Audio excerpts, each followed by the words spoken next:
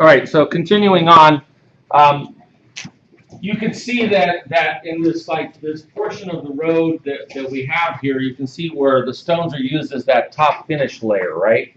And the reason that the roads use that top finish layer is because stone's inherently durable. Right? But you can see that stones do wear, and even within this component right here, we're seeing portions of sort of stones that are becoming dished and sort of hollowed out.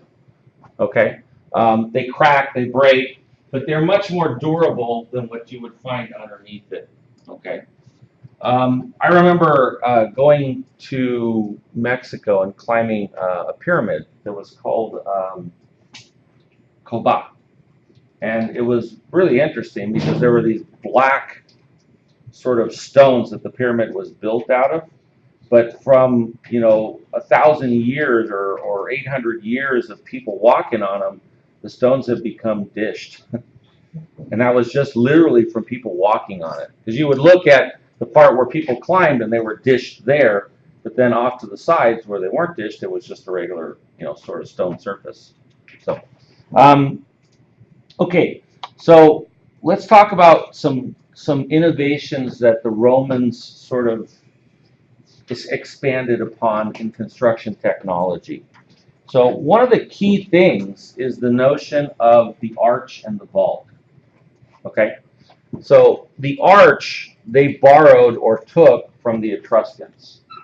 So the Etruscans built arches before the Romans did, right? They were a culture before the Romans, and the Romans essentially absorbed that into their technique, and they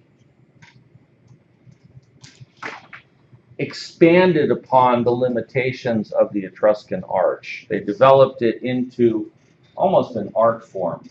Um, the Roman engineers were extremely precise in the way that they did things. Most of the Roman engineers were essentially in some way involved with the military. And the engineers and architects were sort of one and the same at that point.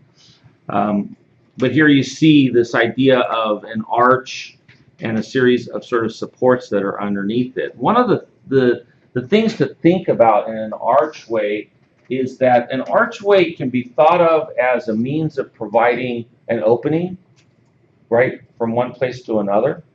But the Romans thought of it not just as an opening from one place to another, but a way of building structures using less material. Because everywhere that there is an opening and a hole is material that you don't have to build there. Okay? So one of the things about arches and vaults is that they're sort of related to each other. Okay? An arch is a semicircular opening in a wall element. Okay, so it's within a plane. It's got this sort of curved piece up at the top that creates a hole that goes through it.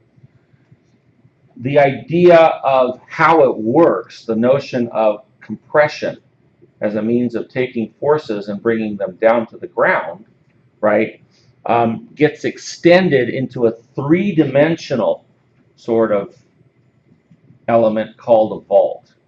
All right, and I can actually do a little bit of drawing sort of up in here to kind of explain that. Um, if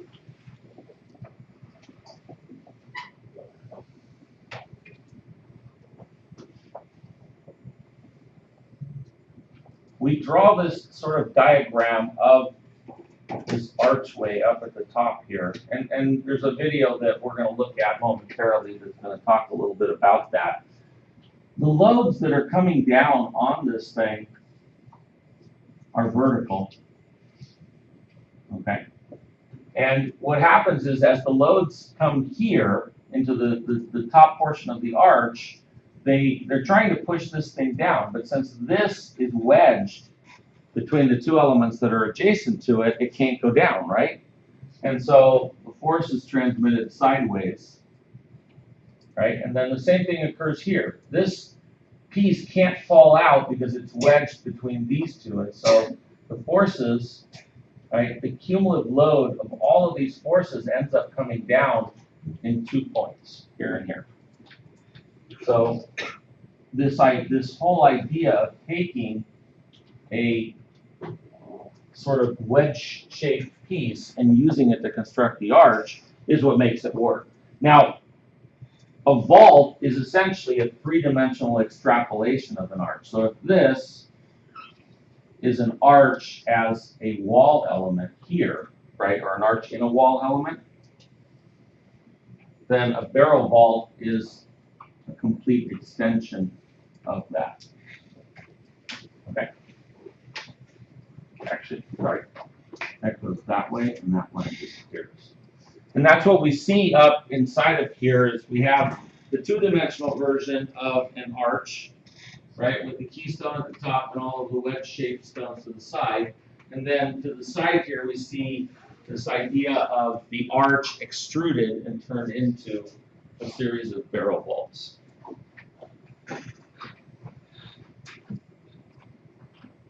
As I mentioned before, the idea of the arch to the Romans was not just for creating an opening in a wall, it was also a means of using less and less material. Okay? And so you see one of the Roman aqueducts to one side there, and you can imagine if you could probably do a calculation, and actually that might be a useful calculation. That might be one of the ways that you guys engage this material in a graphic way, would be to take a portion of the Pont du Gard, right, or the Aqueduct of Segovia, and calculate the difference, right, graphically calculate the difference between how much material you would have used if it were solid versus how much material actually gets used to span the same distance. Okay, and that would give you guys kind of this understanding of the massive relationship, right?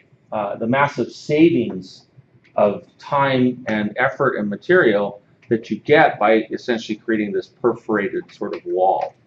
Okay, here you see sort of the arch once again in this aqueduct, but then next to it you see the idea of the vault, the barrel vault, right? And the interesting thing about this picture of the barrel vault is that you're seeing the three-dimensional vault going through, but you're also seeing how it relates to arches that are supporting it on the two side walls.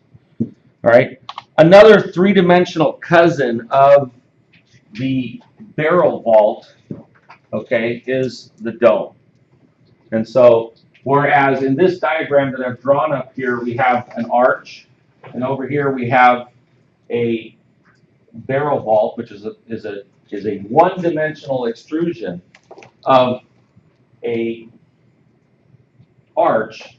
The dome is different because the dome is essentially a radiating version of an arch, where it goes in a circle, and each of the courses